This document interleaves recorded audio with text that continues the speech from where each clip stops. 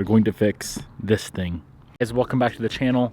So what was it, maybe a month ago, 6 weeks ago, we lowered the Lamborghini, put new wheels on it, and since then I think I've driven the car twice. This thing is absolutely miserable to drive. No, that's not clickbait, it's true.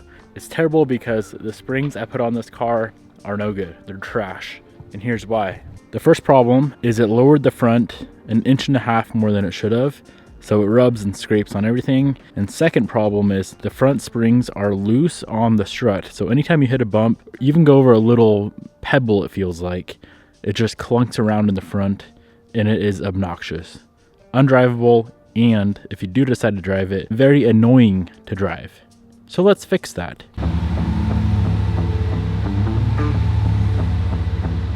So as you can imagine, these things aren't the easiest to work on. It's not really the same as pulling, say, an STI or an Evo coilover off. So what we're going to be doing today is pulling off the springs that we installed and installing the highest end spring kit you can get. We're going from the VR kit, which I think Swift Springs makes the VR kit, and we're going to be installing the good old Novatech kit. Now, unfortunately, it is quite the process to get these struts back off. The front has the airlift, all four have the wiring for the mag ride, so we need to pull the wheels off, pull all the inner fenders off, get the struts off the car, and then disassemble all of the struts to get these springs off. I thought I was doing it right the first time around by installing the Swift springs, but apparently that is not the route to go on Lamborghinis.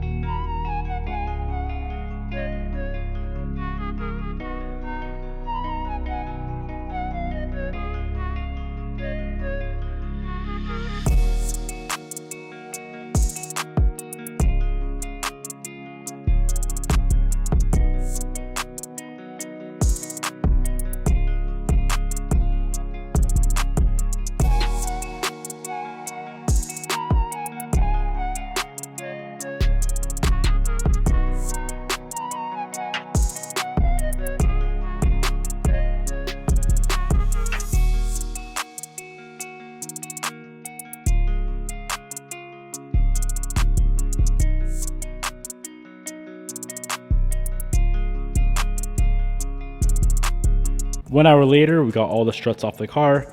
Now the most annoying part is depinning these, because we need to pull the top hats off. In order to get the top hats off, these connectors need to come back off, which these things are a pain to remove.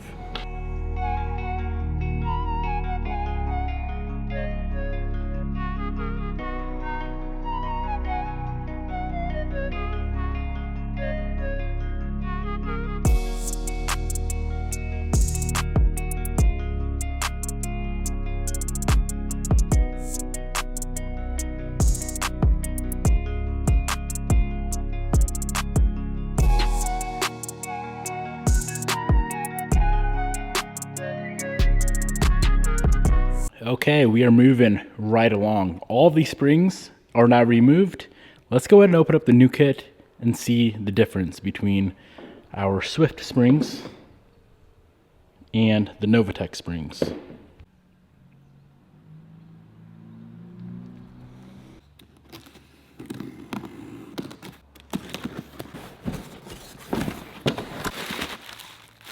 I can see why these are 4 times the price, 3 or 4 times the price. What we are effectively doing is turning our factory mag ride suspension into a coilover kit. So these are height adjustable, which is going to be very, very nice. And they do include these little helper springs. So that slack that we had in the Swift springs up front, that is what that's for. That's going to take care of that, most likely eliminating the clunking noise that we had. Okay, so here is a front. This is the front passenger side strut with the airbag, the Novatech spring, the threaded collar, and they do include a new bump stop as well. The first thing we need to do is get this guy off.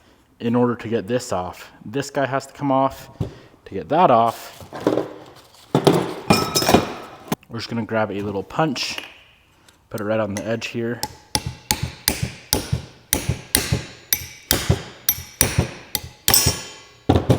and tap it off.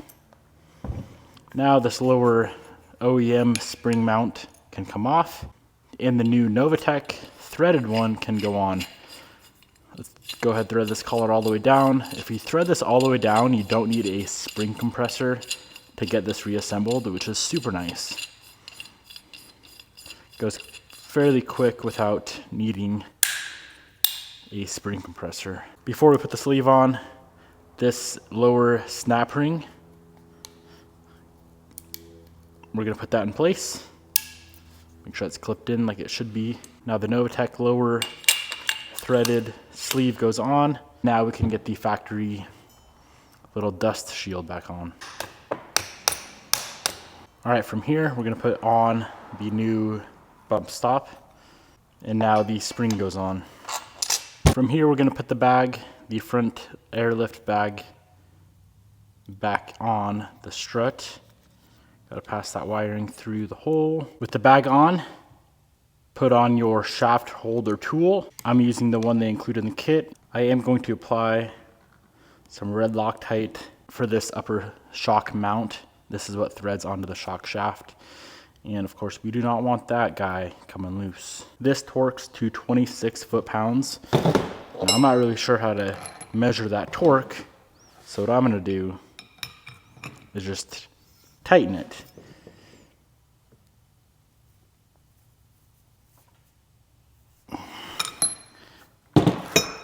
I would say that's about 26 foot-pounds.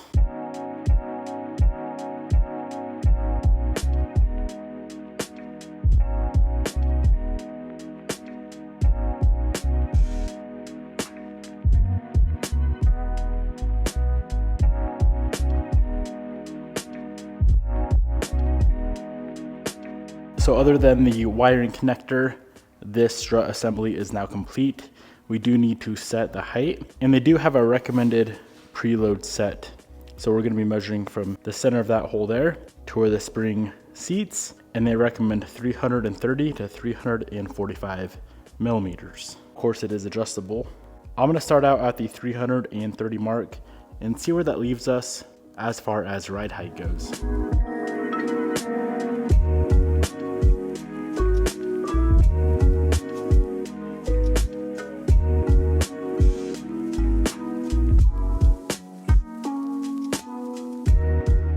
Here we have both fronts completely assembled, and I have them set at 330 millimeters from here to here. We can adjust later if necessary. Let's go ahead and move on to the rears. Now the rears are what actually get those little helper springs. The fronts do not, being that they have the airbags, but the rears do get the helper springs. I think they're pretty much gonna be the same setup as the front, but let's see.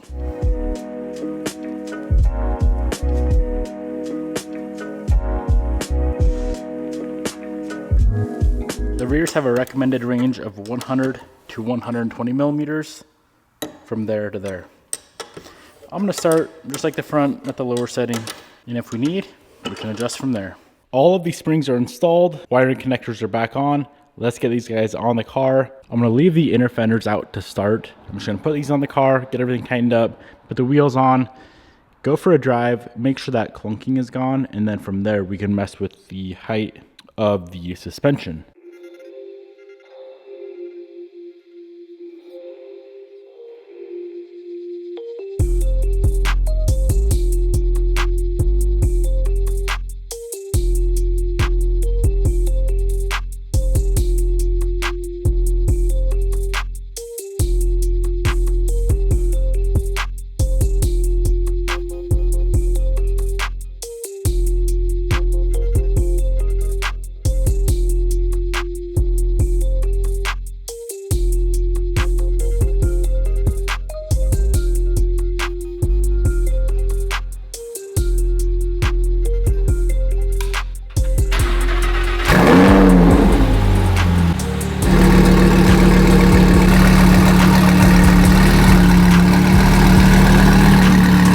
All right, she's off the lift.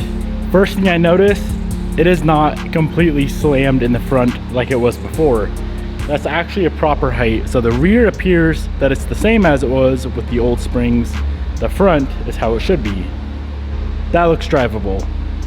Let's see, let's go on a drive, see if it clunks around like it did before, and let's see if it settles much. I'll probably go on a 50-mile cruise just to get it to settle as much as possible, and then we can come back, adjust the height if necessary, and get those inner fenders in. And there's one other issue that we need to take care of with this car. I should know right away if that clunking is fixed. It was so bad before. That little bump pulling out of the shop, it would have clunked for sure. Please don't clunk. Should be good. You know how infuriating it was and like sad that I bought my dream car and like modded it out to how I wanted looks wise, but it was undrivable. I would just look at this thing all the time. It was just sitting in the other shop next door. I'd always walk in there, see the car, know that I couldn't really drive it because I was about to rip the front bumper off, and any little bump I hit, man. I know it probably sounds like I'm exaggerating, but it was so annoying to drive that I would rather drive my stock truck over my Lambo.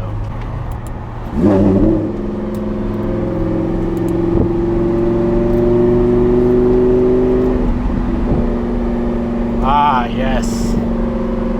We have her back. Another thing I'm really looking forward to is being that the front end is actually the height it should be now. We can actually run that front lip that I bought. The parts for these cars are so expensive. It felt so dumb to buy that lip, couple $1,000 front lip, and not be able to put it on the car. But now we should be able to.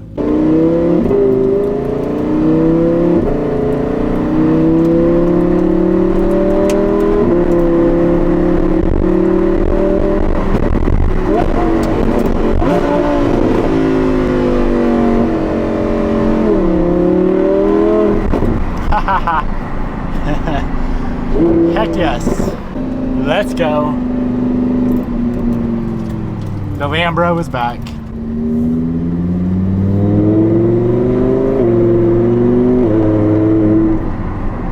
The other issue that the car was having, it might be fixed. So what was going on was whenever I would use the front lift, actually, I don't think I even had to apply the front lift.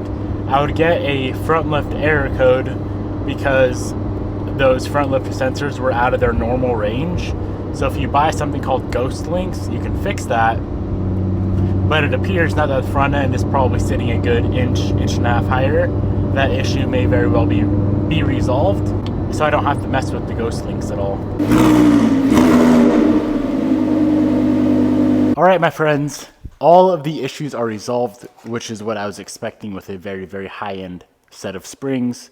So let's do some quick measurements. I'm gonna do a before stock, what it was with the Swift springs and what it is now. From the factory, it was a 3.75 inch gap from the fender to the wheel. With the Swift springs I just pulled off, it went to 2.25, so it's an 1.5 inch drop.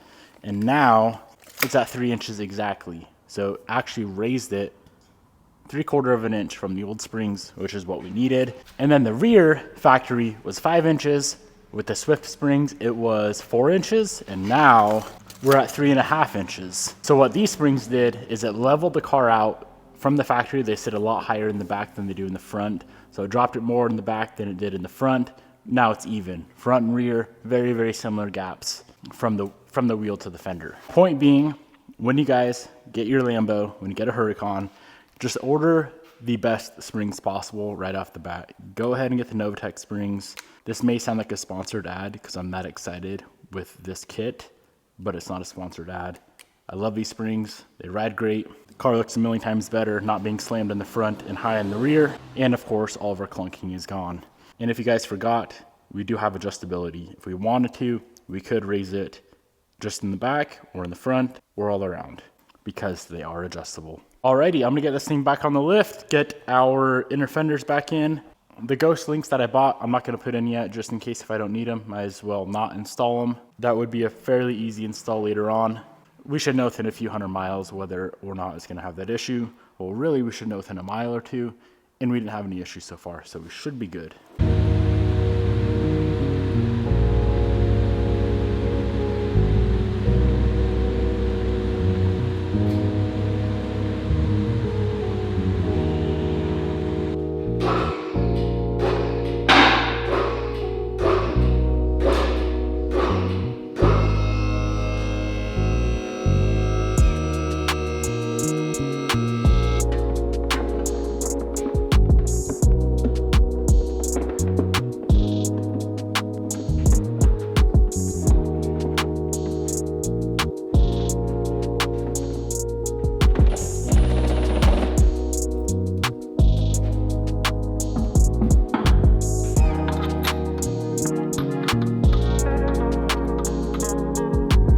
way better.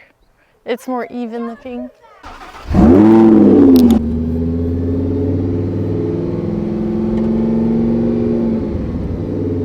Oh, no creaks.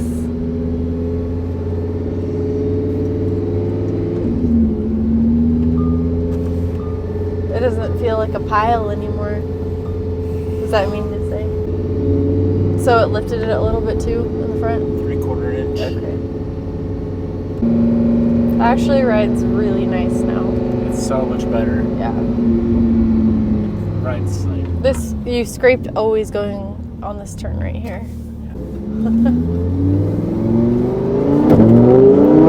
Absolutely not. So Bobby and I put well over 100 miles on the car today without zero issue, zero front lift errors, zero clunking, much, much better. If you're gonna lower your Lambo or your R8, make sure you get the novatech kit, which if you want, I'll go ahead and link down below. Now all that's left, get my front lip on, and maybe this winter, what do you guys think about a couple turb skis poking out the back? I think that'd be pretty cool.